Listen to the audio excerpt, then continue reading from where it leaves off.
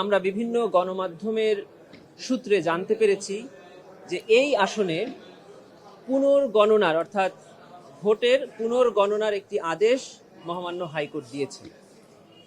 বেশ কিছু গণমাধ্যমের সূত্রে এই তথ্য জানতে পেরে ওনার পক্ষের আমরা কিছু আইনজীবী এই আদালতে এই মামলার নথি উপাত্ত পর্যালোচনা করেছি, আদালতে খবর নিয়েছি। আমরা জানতে পেরেছি যে গণমাধ্যমে প্রচারিত এই তথ্যটি সঠিক নয়। বাগেরহাট 1 আসনের পুনর্গণনার কোনো আদেশ মহামান্য হাইকোর্টের নির্বাচনী যে বেঞ্চ সেখান থেকে দেওয়া হয়নি। আমরা জানতে পেরেছি যে হ্যাঁ, পুনর্গণনার একটি আবেদন ওই আসনের একজন পরাজিত প্রার্থী আবেদন করেছিলেন। সেই আবেদনটি নির্বাচনী বেঞ্চ গ্রহণ করেছেন এবং আগামী 21 মে 2026 তারিখ এই মামলাটি শুনানির জন্য দিন ধার্য করেছে। এবং আপনারা জানেন যে ইতোমধ্যে এই নির্বাচনী বেঞ্চে যতগুলো আদেশ হয়েছে এই ধরনের আবেদনের প্রত্যেকটি সিমিলার অর্ডারই হয়েছে, অর্থাৎ প্রত্যেকটি আদেশেই বলা হয়েছে যে আবেদনটি গ্রহণ করা হলো এবং একটি তারিখ নির্ধারণ করা হয় যেখানে উভয় পক্ষকে শুনানি করা হবে এবং যিনি জয়লাভ করেছেন তার উপরে একটা নোটিশ জারি হয়েছে, যে নোটিশ তার কাছে পৌঁছবে এবং তিনি এসে এই শুনানিতে অংশগ্রহণ করতে পারবেন। ইন দি মিন টাইম যে ব্যালট ওখানে হয়েছে সেই ব্যালটগুলো প্রিজার্ভ থাকবে। গভর্নমেন্টকে এই ধরনের একটা ইনস্ট্রাকশন দিয়েছে। এই ধরনের আদেশ বেশিরভাগ মামলাতে বা সবগুলোতেই হয়েছে, যতগুলো উনি অ্যাডমিট করেছেন। এই বাগেরহাট 1 আসনের পুনর্গণনার আবেদনেরও একই আদেশ হয়েছে, অর্থাৎ আবেদনটি নির্বাচনী ট্রাইব্যুনাল গ্রহণ করেছেন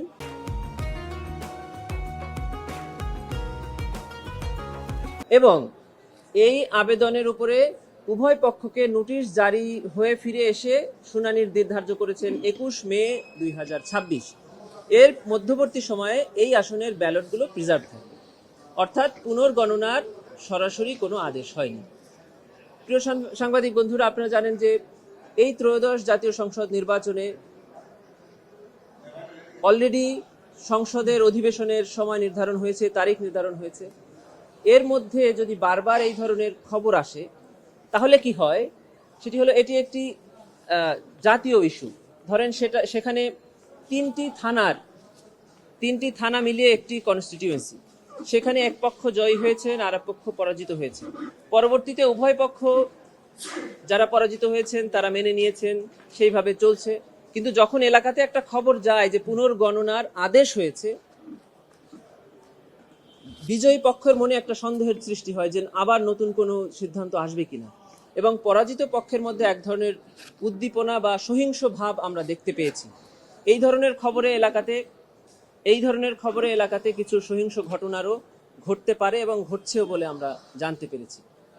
আমি বা আমাদের পক্ষ থেকে আপনাদের সকলের কাছে নিবেদন যে এই ধরনের সংবাদ সম্পূর্ণ নিশ্চিত হয়ে তারপরে আপনারা প্রচার করবেন, অথবা যে আইনজীবী এই মামলা শুনানি করেছেন অথবা যে আইনজীবীরা এই মামলার সাথে সম্পৃক্ত তারাও যখন গণমাধ্যমের কাছে এই ধরনের বক্তব্য পেশ করবেন, পরিষ্কার সঠিক তথ্য পেশ করবেন, যেন মানুষ বিভ্রান্ত না হয়। আপনাদের মাধ্যমেই তো এই জাতি সচেতন হয়, আপনাদের মাধ্যমেই তো এই জাতি সঠিক খবর পায়।